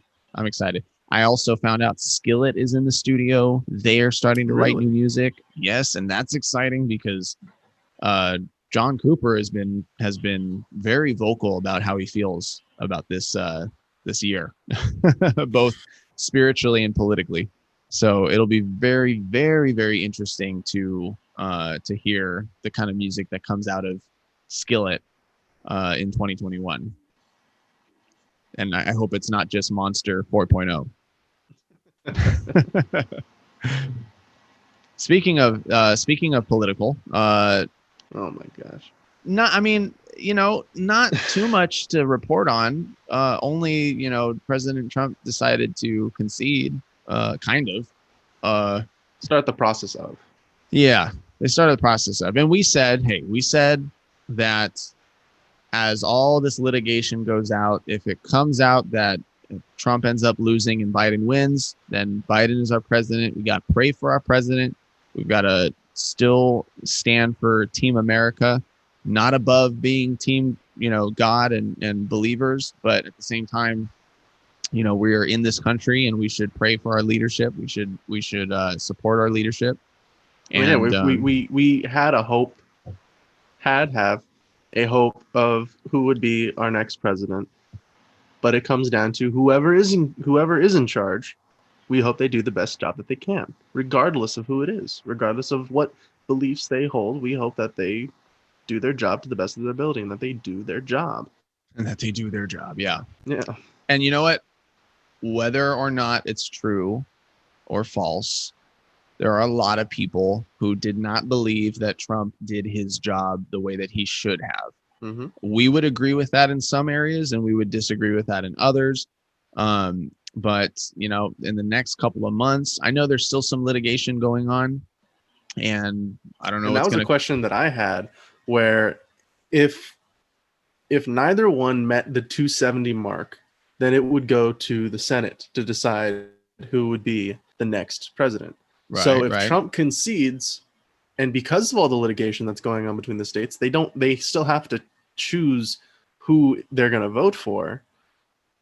And they still have to decide whether or not the recounts or the lawsuits are going to go through. If Biden still doesn't get the 270, then would it still go to the Senate, and could it still go to Trump if he concedes? I think Biden did get the 270, and he did before the lawsuits. Well, and yeah, I guess we'll have to see what happens with the litigations. There's still a very slim chance that anything's going to change, and we knew that. It's all been we don't know. It's all been we'll see what happens. And I'm not saying that's going to happen. I'm not even saying I hope that's going to happen. We've come to the acceptance that Biden's going to be president at this point. It's just a thought. Yeah, and just like the recounts, right? People are saying, why are we even doing a recount? Is it really going to matter? And they found votes. There were still votes that needed to be counted, and they it's just kind of dead people that needed to not be counted. There were some of those, and did it add up to change anything? No, but still they were there. And I think that just speaks to the fact that there's a little bit of error that we need to weed out next election. There's a little bit of error that we need to weed out in these different states all across the country. I hope that we learn from this experience, that we do a better job of safeguarding for the next election, doing something different.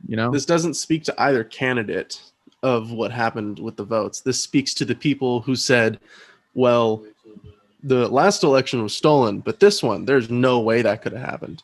Well, evidence is coming out where that's not the case. It did happen. People committed fraudulent voting. It was a thing. Now, knowing that that is a thing, we need to come up with new safeguards. We need to come up with new legislation, new protection, new... People were saying that software that was electronically counting the votes was going haywire. So knowing the problems and fixing them. Yeah. And we just got to make sure we do that. And I think that that's as citizens of the United States, I think that that's all something we can agree on, that we just make sure that there's as least amount of errors as possible in the process. And when we went through the recounts, we found that there were some errors still. And that's all we wanted to know, honestly. Mm-hmm. We have been content with the outcome, and we had made the commitment to be content with the outcome no matter what. We are not the kind of people who are like, all right, well, now it's time to bring out the guns and fight for our side to win or anything. Like, no, we are going to respect the process, and even if even if the litigations showed that there could have been some wrongdoing still, and that they just got away with it or anything like that. Like, this is still the outcome. This is still the outcome, and we have to respect that outcome and move forward in a respectful way. We will still vote and still fight to have our beliefs represented, as conservatives, as Republicans, when it comes to the Senate, when it comes to the next couple of elections and everything. But as far as this election and as far as this outcome, we're content with how things have turned out, and we will be content with how it turns out in the next couple of months. Mm-hmm. So if above all else, we just don't want the country to look like California. Okay. We just don't want the country to be told that they can't sing on a holiday where there are no songs for such holiday. I don't understand that rule. Thanksgiving, there's no singing or yelling or shouting. What songs do people sing on Thanksgiving? That's why. But they said specifically for Thanksgiving dinner, there's no singing. What are we going to sing on Thanksgiving? The Charlie Brown song, because that's the movie we play every year. The Charlie Brown Thanksgiving. We just don't want to see the U.S. turn into a big old California, because it's getting pretty outrageous over here. There's a difference between, and I agree with Adam on this. We wouldn't go up in arms because our candidate lost.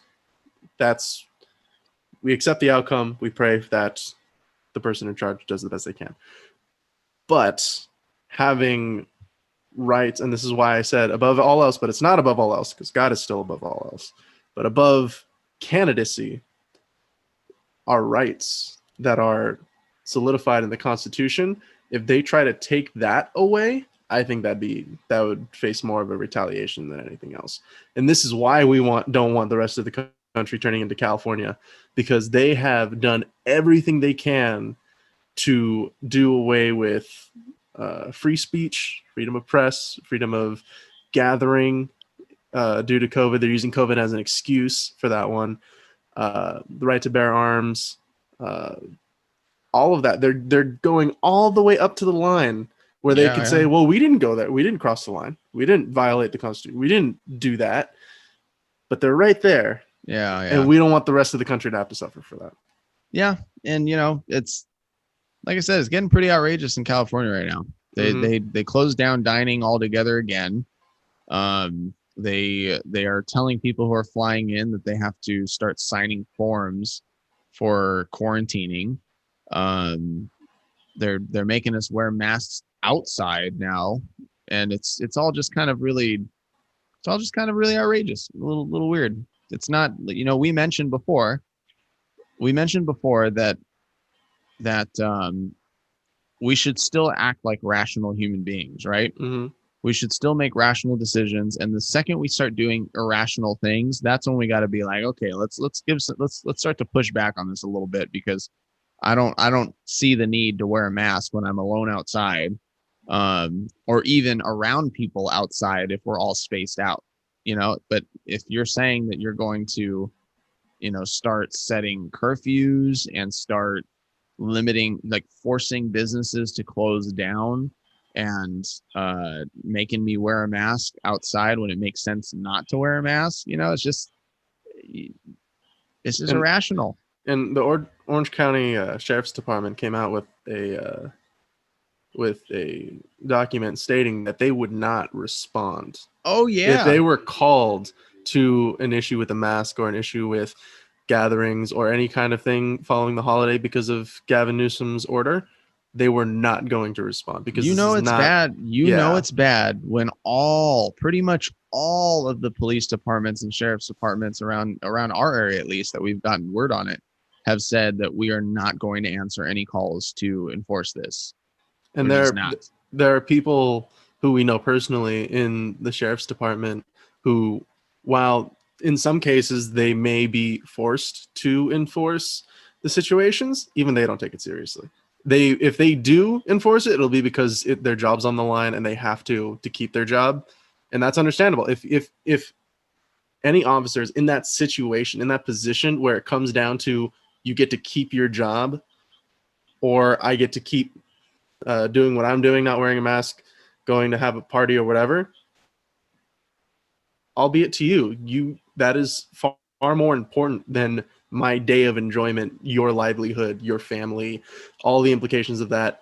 I completely understand, and we support our law enforcement, but in terms of whether or not they take it seriously, the vast majority of the ones we know don't, because they realize how dumb it is and what an exercise of power it is from Gavin Newsom. Yeah, the regulations. And he goes and breaks his own rules. Breaks his own rules day one.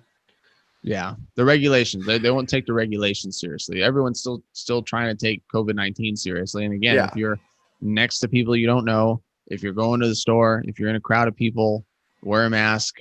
Keep yourself safe. Keep other people safe.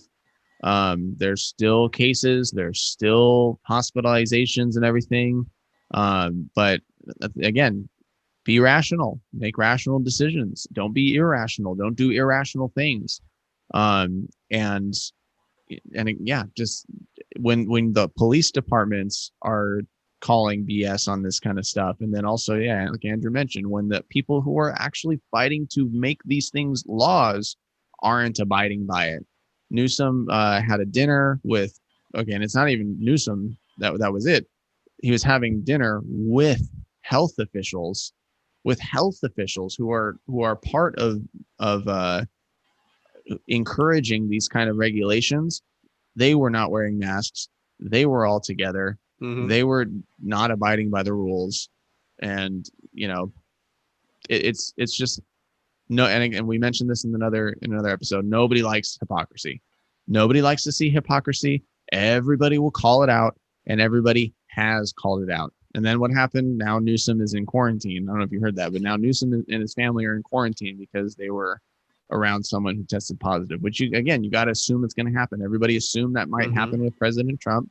And ever since everybody saw this dinner that Governor Newsom was in, everyone can assume that might happen to him too. And it did. So yeah, this holiday season, everybody just be rational. Just be rational.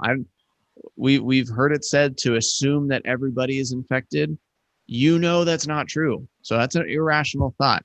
You've heard it said that you put everybody at risk if you don't wear a mask. That's not true. So don't think irrationally. And that you can keep yourself safe and others safe based off of decisions that you make to not put your face right in front of someone else's face, to not be around people who you don't know, or allow people who you don't know to come up and be around you. You have self-control to walk away too. So you just got to be rational. You just got to be rational. If you do get it, it's not a death sentence. Here at GCU, there has been a spike. There has been a spike. A couple hundred students have gotten and recovered from COVID, a bunch that I know personally. One of them is in my class who sits next to me. Oh, great. And now you tell me. And that's it. That's it. You're not coming home. Forget it. This is like 2 weeks ago. No, because he tested positive, went into GCU hotel quarantine, and then came back and he's perfectly fine. I even asked him about it. He says like, it felt like I had a cold for like the first day and I was fine. That's it. And yes, I understand that we're in that threshold of young, not a lot of health issues, not a lot of pre-existing conditions. That in play, even the people who do have health issues, it's still not a death sentence. You're not absolutely going to die if you get COVID. It might suck for 2 weeks. It might be very difficult for you to recover, but chances are you're going to recover. And take that would into consideration. Don't use it as an excuse to go around and do whatever, but take that into consideration. Yeah. So this holiday season, everybody, just stay rational. I'm not even going to say stay safe. Just stay rational. Okay. Rationalize your decisions. Mhm. Make sure you can rationalize those decisions. You know, I'm ready to go home. everybody has these lines, you know, everybody walks these lines, guys. Y'all got to make a decision. I'm ready to go home. I'm ready to be home. It'll take me at least an hour to pack my car. Then I'm driving like 6.5 hours back home. I'm not going to get there until maybe a.m. on Thursday. Quick sleep, wake up, set up, and have Thanksgiving. Woo! I'm not prepared. Well, you better make sure you're well rested because we're going to party on Thursday. We're going to invite the whole town. We're going to you might need to pick me up something from Limitless to keep me awake. That's right. Oh no, I got a treat for you. That's right. We're going to test out the new Monster watermelon. Oh yeah. Wait, you've already had it? Yesterday. Lame. I didn't know if you knew it was existing, so I saw it and it caught my eye. I was like, "Oh, this is new," or Same that thing I hadn't happened to seen it me. before. I'm like, "Okay, Okay, so you know that I tried 2 new ones. I tried that one, and then I tried another one. The pink one? Maybe it has butterflies on it. Probably the pink one. I tried the pink one too, and I tried the watermelon one already. Joke's on you, okay? Sorry, guys. Unless it was the rosé one, because I haven't had the Monster rosé one. All right. Guys, I hope you enjoyed this episode. If you did, then please leave us a 5-star rating and review. And by the way, I've said that a couple of times in this episode. We're coming up. I think this is the 9th episode. We're coming up on the 10th episode. Okay. So we are reaching milestones right here. But your 5-star rating and review actually does help us to reach people who are on these platforms, and for people to notice us, notice our page, notice our podcast. So if you could be so kind, take the time to give us that 5-star rating review. And if you have any children who happen to have iPhones or iPods and iTunes accounts, you can take their phones and give us 5-star ratings and reviews on their phones. And if you happen to be next to an Apple store, you can go visit the Apple store and you can give us 5-star rating and reviews on the demo phones and stuff there at the store. So, it really does help us out. So if you'd like to do that, you can do that. We're not bribing you. We're not. We'll have 100 views in a week just from that, as opposed to our 15 or 20. Actually, I highly doubt they even have those phones out anymore. You probably can't touch anything anywhere anymore. Mm-hmm. But yeah, if you could do anything like that, we'd greatly appreciate it. And be sure to visit our website, www.thecastros.com. Follow us on all social media platforms. You can make sure to subscribe to our podcast as well, so that you will be notified when new episodes arrive, and even subscribe to our YouTube channel so that you can watch our videos there. Okay. Have a great rest of the day, and we will see you in the next episode. Till next time. Take care now. Bye-bye then.